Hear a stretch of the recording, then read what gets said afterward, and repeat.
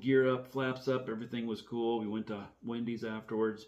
But anyway, so there's I've got a lot of background that I can share with you. I've also talked to a lot of young people over the years that wanted to be air traffic controllers, wanted to know like what is school like, what recommendations I would have, those kinds of things. And one thing that is really alarming, that is still true to this day, that was true then, was that the majority of all air traffic controllers, in such a high percentage they can't even calculate it, have zero flight experience of any kind whatsoever. Zero. When I say flight experience, I mean any kind of instructional training.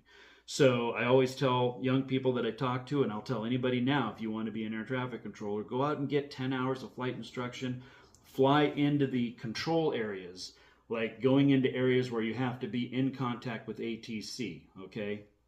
We're going to get into this terminology as we go forth. We're going to talk about the last 3 midair accidents that occurred in the United States with commercially controlled airliners, okay? Prior to the DCA crash at Reagan National. I'm talking 35 years ago. So we're going to get into this.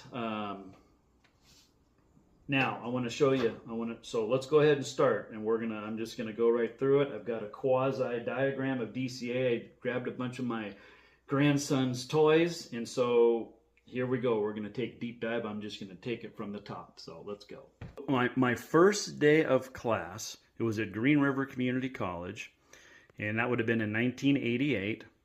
When you walked we walked through the door of the classroom, you saw this.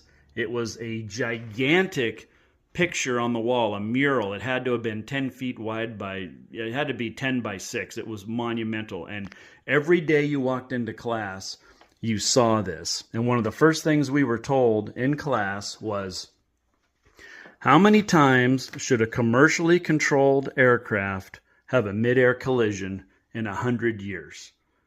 Okay, what's acceptable every 100 years? And the answer, 0.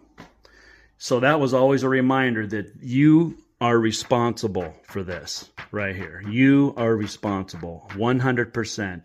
It's on the controller. This is what we were taught, okay? We were taught this. And our instructor was a great guy. When we moved up from the Portland area to Seattle, we rented his house, which is on S36 Crest Air Park, now known as Norm Greer Field up here in the Seattle area. He was a pilot, one of the rare ones, and he was an air traffic controller, and he was fired during the Reagan years. So I learned a lot from him. We did a lot of deep dives. Because of my flight experience, we were able to talk about things